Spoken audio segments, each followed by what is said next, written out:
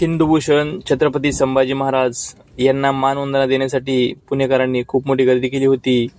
प्रमुख आकर्षण म्हणजे जिकडे बघावे तिकडे ढोल-ताशा पथक होते आणि संयोजकाकडून सांगण्यात येत आहे की 3000 ढोल, 800 ताशे, 500 भगवे ध्वज असं या ठिकाणी वादन झालेलं आहे.